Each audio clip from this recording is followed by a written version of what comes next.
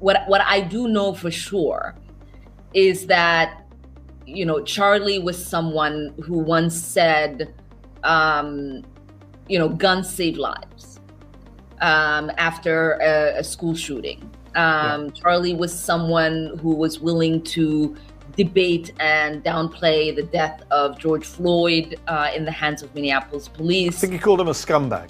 Right, have no regard, downplay slavery and what Black people have gone through in this country by saying Juneteenth should never exist. And I think, there are a lot of people who are out there talking about him just wanting to have a civil debate. Complete rewriting of history. Yeah, there is nothing more effed up, than to completely pretend that his words and actions have not been recorded and in existence. Nancy Mace and Marjorie Taylor Greene have ignited a political firestorm by introducing resolutions to censure Representative Ilhan Omar following her comments about conservative activist Charlie Kirk after his assassination. The resolutions argue that Omar's remarks, along with social media posts she shared, were inappropriate and damaging to the dignity of Congress. During a House session, lawmakers formally read the resolutions, accusing Omar of disparaging Kirk's legacy, promoting divisive rhetoric, and violating the standards expected of a member of Congress. The proposals also call for her removal from the House Budget Committee and the Committee on Education and the Workforce, setting the stage for another heated partisan battle on Capitol Hill.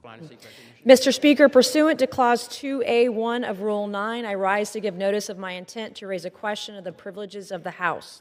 The form of the resolution is as follows. House Resolution 713, censuring Representative Ilhan Omar of Minnesota and removing her from the Committee on Education and Workforce and the Committee on the Budget. Whereas Charlie Kirk was a lifelong advocate for freedom of speech, civil political discourse, and the political engagement of youth.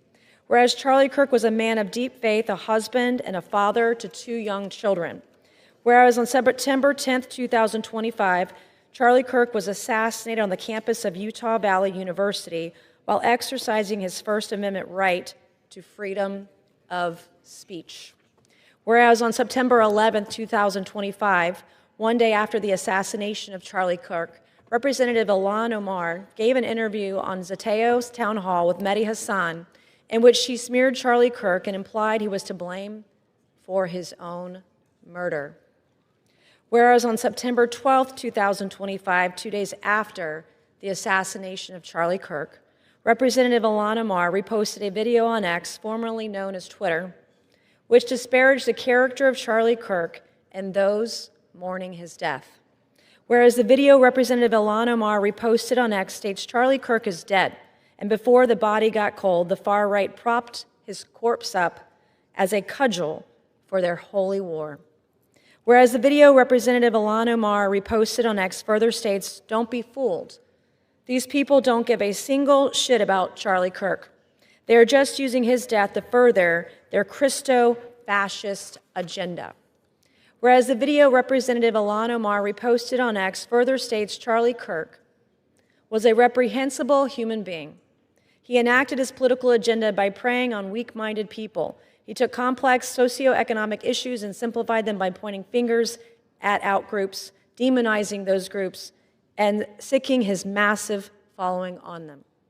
Whereas the video Representative Ilhan Omar reposted on X further states Charlie Kirk was a stochastic terrorist, an adamant transphobe. He denied the genocide happening in Palestine. He believed the subjugation of women, and in his last dying words, he was spewing racist dog whistles. Whereas the video Representative Ilhan Omar reposted on X further states Charlie Kirk was Dr. Frankenstein, and his monster shot him through the neck. Whereas the video Representative Ilhan Omar reposted on X further blames Charlie Kirk for his own murder. Whereas Clause 1 of Rule 13 of the Rules of the House of Representatives provides a member, delegate, resident commissioner, officer, or employee of the House shall behave at all times in a manner that shall reflect credibility on the House.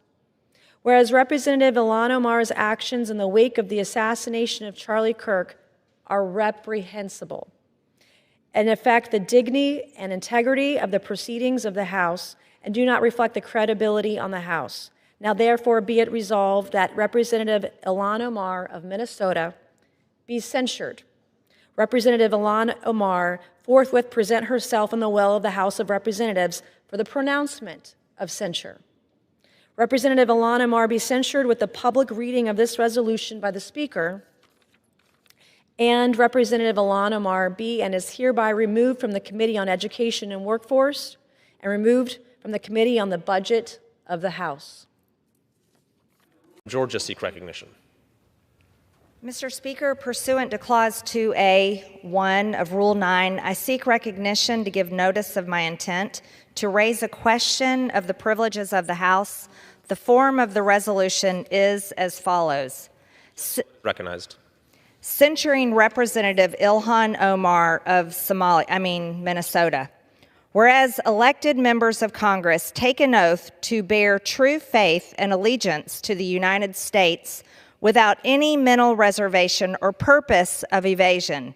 Whereas Representative Ilhan Omar took an oath of allegiance to the United States upon becoming a citizen, declaring, "I absolutely and entirely renounce and abjure all allegiance and fidelity to any foreign prince, potentate, state, or sovereignty, of whom or which I have heretofore been a subject or citizen." Whereas on January 27, 2024, Representative Omar gave remarks at an event in Minneapolis in which she made treasonous statements. Whereas Representative Omar said she has spoken to many Somalians who asked her to intercede for the Somali government by pressuring the United States government into certain actions. Whereas Representative Omar assured the Somalians she spoke to, the U.S. government will only do what Somalians in the U.S. tell them to do. They will do what we want and nothing else. They must follow our orders, and that is how we will safeguard the interest of Somalia. Whereas Representative Omar continued, "For as long as I am in U.S. Congress, Somalia will never be in danger. Its waters will not be stolen by Ethiopia or others. Sleep in comfort knowing I am here to protect the interest of Somalia from inside the U.S. system."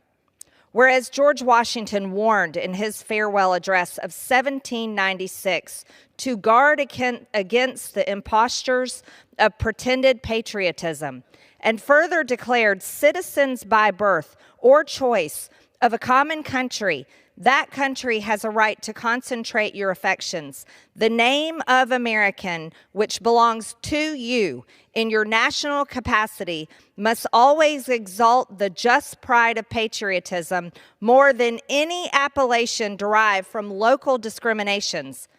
Whereas these statements by Representative Omar clearly violate the oath she took as an elected member of Congress to defend and protect the United States Constitution. Whereas Representative Omar has exhibited the treasonous tendencies George Washington warned about, and her actions must be condemned by all members of Congress who adhere to the oath they took upon assuming office.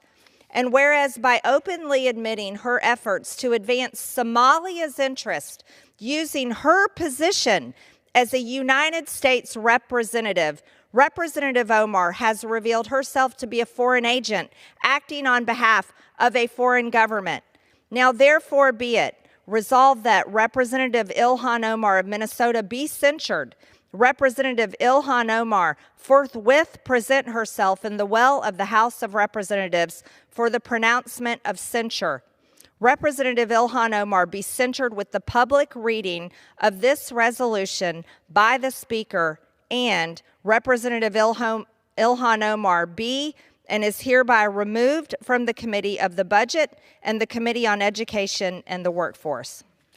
Supporters of the censure effort say elected officials should be held accountable for statements made in the aftermath of a national tragedy, while Omar's defenders argue that the resolutions are politically motivated and intended to silence criticism. The controversy has intensified divisions in Washington, with Republicans portraying the move as a stand for accountability and Democrats expected to challenge both the substance and intent of the resolutions. As the debate unfolds, the outcome could become another major flashpoint in the ongoing political struggle over free speech, congressional conduct, and partisan accountability.